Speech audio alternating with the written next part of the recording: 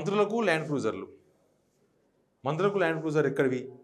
Land క్రూజర్లు ఇప్పటిదాకా ఉమ్మడి ఆంధ్రప్రదేశ్తో సహా ఇప్పటిదాకా తెలంగాణలో ఏ మంత్రికి ప్రభుత్వం ల్యాండ్ క్రూజర్లు సమకూర్చలేదు. ఈ ప్రభుత్వం మాత్రమే మంత్రులకు ల్యాండ్ క్రూజర్లు ఇచ్చిండ్రు. నా వెనక కనిపిస్తున్న ఫోటో కూడా అదే. ల్యాండ్ క్రూజర్లు ఒక్కొక్కటి 3 కోట్ల రూపాయలు ఉంటాయి. నిన్న ఆల్రెడీ కొంతమంది మంత్రులకు నిన్న ఎవరెవరికి కొండ సురేఖ గారికి, తుమ్మల నాగేశ్వరరావు గారికి ఇచ్చిండ్రు. మిగతా వాళ్ళు కూడా అందరికి రెడీగా ఉన్నాయి. 12 ల్యాండ్ క్రూజర్లు రెడీగా ఉన్నాయి. సీఎం రేవంత్ రెడ్డి గారు వాడుతున్నాయి కూడా ల్యాండ్ క్రూజర్లే, అవి పాతవే. అంతకుముందు ముఖ్యమంత్రి గారు కూడా ల్యాండ్ క్రూజర్స్ వాడినారు, ఫార్చునర్స్ కూడా వాడారు అంతకుముందు.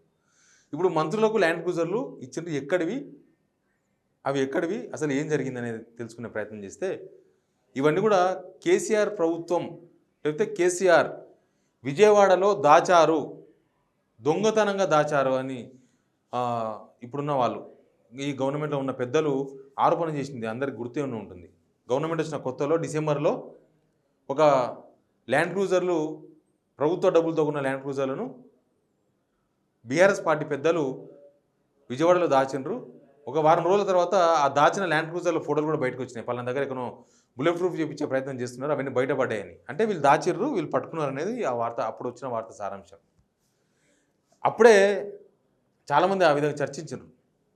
నిజానికి అవి గవర్నమెంట్ ల్యాండ్ క్రూజర్లు, ఏ గవర్నమెంట్ వస్తే ఆ గవర్నమెంట్కి చెందే ల్యాండ్ క్రూజర్లు. దాన్ని ఎవరు దాచేది ఏముండదు. మనం ఎన్ని ప్రభుత్వాలను చూస్తున్నాం కదా. కానీ అప్పుడు పొలిటికల్ బదనాం కోసం, పొలిటికల్గా అవతలను అటాక్ చేయడానికి వాటిని వాడిండ్రు. ఏంది? ఈ ల్యాండ్ క్రూజర్లను దాచిండ్రు, దొంగతనంగా దాచిండ్రు, ఎక్కడున్నావో తెలియదు, ఇట్లాంటి వర్డ్స్ వాడిండ్రు. తర్వాత మళ్ళీ దొరికినాయి అన్నారు. తీరా వస్తే ఆ ల్యాండ్ క్రూజర్లు ఎక్కడ పోయినాయంటే ఇప్పుడు మంత్రుల దగ్గరకు వచ్చినాయి. అవే ల్యాండ్ క్రూజర్లు వాడుతున్నారు కదా ఇప్పుడు. ఆ ల్యాండ్ క్రూజర్లు దొంగతనంగా దాచితే దాని మీద కేసు కావాలి. ఇప్పటిదాకా కేసు అయిందా?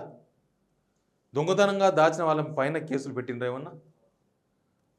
దొంగతనంగా దాచితే దొరకబట్టిండ్రు కదా. ఆ దొరకబట్టిన వాళ్ళు ఎవరైనా ఎక్కడైనా చూపించిండ్రా? ఎవరైనా పలానా వాళ్ళు దొరికిండ్రు, ఒక పలానా దగ్గర దాచుకుంటే మేమే పట్టుకున్నామని చూపించిండ్రా? చూపలేదు. పొలిటికల్ బదనాంలు అంటే ఒక పార్టీ ఇంకొక పార్టీ పైన రాజకీయాలను ఎట్లా చేస్తుంది, నెక్స్ట్ వాళ్ళు వచ్చినప్పుడు మళ్ళీ వీళ్ళ మీద కూడా అట్లాంటి రాజకీయాలు చేస్తుండొచ్చు. ఎందుకంటే కొత్త సెక్రటరియట్ కట్టినప్పుడు కూడా ఈ పాలకులే, ఇప్పుడున్న వాళ్ళే, ఈ కాంగ్రెస్ వాళ్ళే వ్యతిరేకించారు. నిజానికి అప్పుడు సమాజంలో ఒక రకమైన చర్చ జరిగింది. పాత సెక్రటరీ ఉండగా కొత్త సెక్రటరీ ఎందుకు, డబ్బులు వేస్ట్, డబ్బులు వృధా. కానీ ఆ సెక్రటరీ ఇప్పుడు తెలంగాణకు ఒక ఆస్తిలాగా మిగిలింది. ఆ సెక్రటరీ తెలంగాణకు ఒక ఐకాన్ లాగా కనిపిస్తుంది.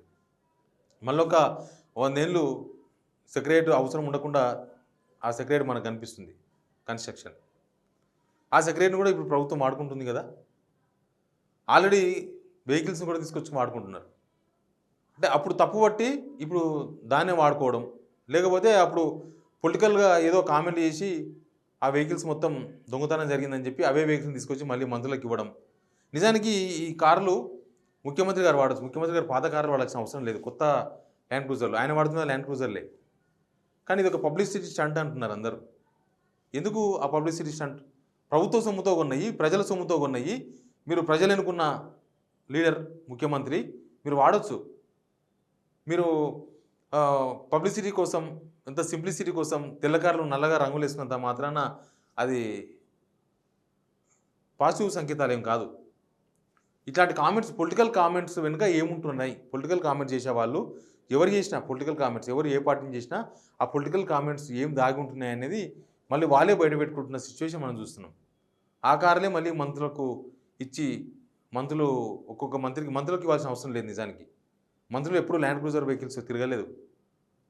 మరి మనం అప్పుల పాలైన అన్నప్పుడు ఈ ల్యాండ్ క్రూజర్లను ముఖ్యమంత్రి గారే వాడచ్చు కదా. జనం డబ్బే, జనం సొమ్మే కదా. మళ్ళీ ముఖ్యమంత్రి గారికి కొన్ని రోజుల తర్వాత మళ్ళీ కొత్త కాన్వాయ్గా ఉంటారా? మళ్ళీ అప్పుడు డబ్బులు వేస్టే కదా. అంటే ఒక సొంత ఇగో అనేది జనం డబ్బుల మీద ఎఫెక్ట్ ఎట్లా చూపిస్తుందో దీన్ని బట్టి చూస్తే మనకు అర్థమవుతుంది. ఇగో ఉండకూడదు. ఎవరు ఆర్ఎస్ఎస్ వాళ్ళు నిన్న స్పీచ్ని ఈరోజు పేపర్లో రాసిండ్రు. ఎప్పుడు కూడా ప్రత్యర్థులు ఉండాలి తప్ప శత్రువులు ఉండొద్దని. ప్రత్యర్థులుగానే చూడాలి ఎవరినైనా కూడా, అంతే తప్ప శత్రువులుగా చూడకూడదు. శత్రువులుగా చూసినప్పుడు ఇట్లాంటి సమస్యలు వస్తాయి. ప్రజల ధనం దుర్వినియోగం అవుతుంది. అప్పుడు అవతల గత ప్రభుత్వం తీసుకొచ్చిన ల్యాండ్ క్రూజర్లు కాబట్టి అవసరం లేకపోయినా మంత్రులకు ఇవ్వడం ద్వారా జనాలకి ఏమైనా లబ్ధి చేకూర్చినట్ల, జనానికి ఏమన్నా లాభమా? మీరు వాడండి ముఖ్యమంత్రిగా, మీకు కొత్త కాన్వాయ్ అవసరం ఉండదు.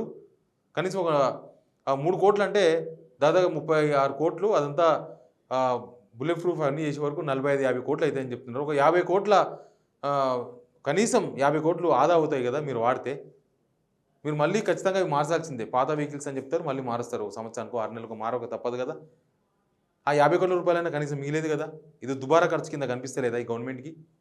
ఆ 50 కోట్లతో ఏదైనా చేయొచ్చు కదా. మంత్రులు అడిగినరా మాకు కావాలి, మాకు ఈ ల్యాండ్ క్రూజర్ కావాలని. గత ప్రభుత్వం ఆర్డర్ ఇచ్చింది కాబట్టి నేను వాడకూడదు అనే ఒక ఉద్దేశం తప్ప, గత ప్రభుత్వం ఆర్డర్ ఇచ్చింది ప్రజల సొమ్ముతోనే కదా, వాళ్ళ సొంత డబ్బులతో ఇచ్చిండ్రా? వాళ్ళ జేబులోకి వెళ్ళి ఇచ్చిన డబ్బులు అవి, గవర్నమెంట్ డబ్బులు, ప్రజల డబ్బు వాడుకోండి. కానీ అనవసరమైన అవసరం లేకపోయినా మంత్రులకు ఇచ్చి వాడుకోవడం అనేది దుర్వినియోగం కిందనే చూడాల్సి వస్తుంది. Please subscribe signal TV.